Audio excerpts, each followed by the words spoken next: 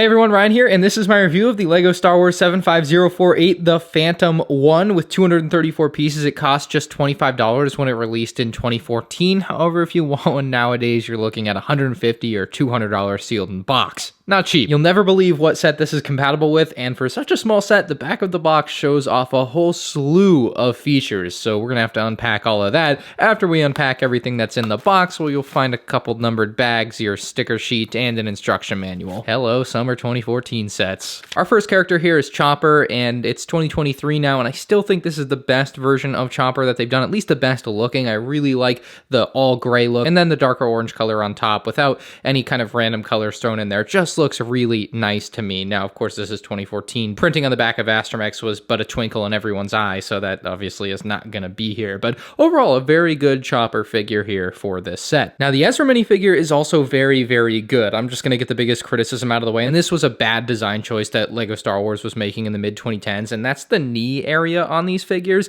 Instead of like cleaning up the design and just maybe making it smaller than it, should be, they would just cut the knee off right wherever it happened to not be able to print any lower, which is a little bit crazy to see. Like, why couldn't you just make it print lower, change up the machine? I don't know. Like, I'm not the expert there. I just know that I can look at this and tell you that the knee cut off on this figure looks a bit bad, but that's something that nowadays obviously wouldn't happen. The rest of the character looks amazing with really good detail all throughout, including on the back. He does have the dual-sided face, of course, with a more worried look on the other side, and then what really makes this figure to me is the helmet that they included for him. This is a unique helmet that was only ever in this Phantom set, and it looks spectacular. An excellent amount of detail, unique shape that we don't see anywhere else. I just love the way this thing looks, and so including that with Ezra in this small of a set would kind of be something that might surprise you today, but LEGO really went the extra mile here for this Ezra figure, so really love it overall. The Phantom build here is really cool. It's small, it's kind of bullet shaped, but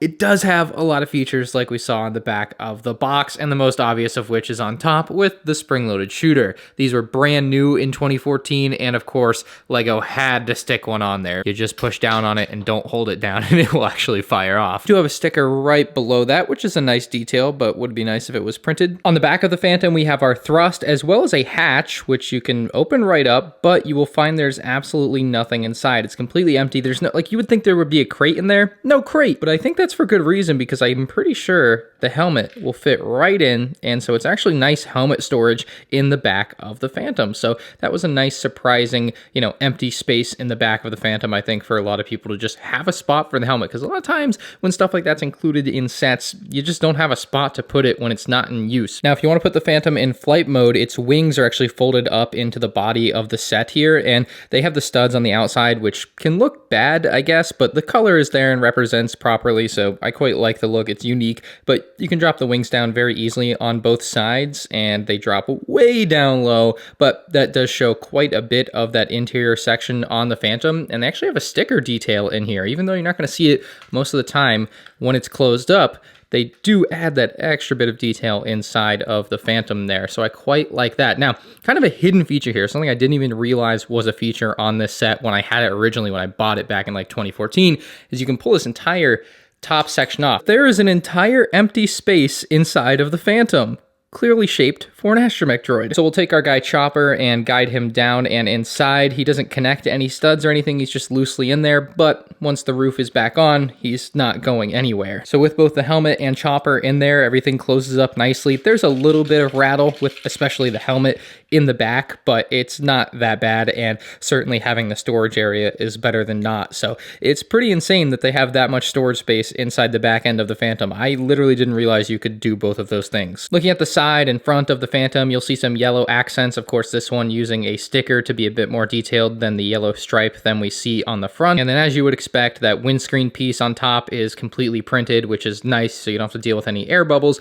And then you can open that up very easily to access the cockpit, where you'll have a little control panel, which unfortunately is a sticker, but it's a unique sticker, so that's nice enough. We have ample room to connect Ezra inside, and then he's got to be laid back flat like that, just so that he doesn't get in the way of the windscreen. Closing that up is very easy, and now he's locked in place there. Won't be going anywhere. That's pretty sweet like that. Now, there is another surprising kind of hidden function here, and that's that the whole front section can release from the back section of the Phantom. Kind of like an escape pod, it throws Chopper to the wind, but now you have the entire front front section on its own, just kind of a nice hidden play function. Like the two sections have to be connected, otherwise having them disconnect like this is just added playability, even though it's not something you might, remember from the show. This thing does one more thing.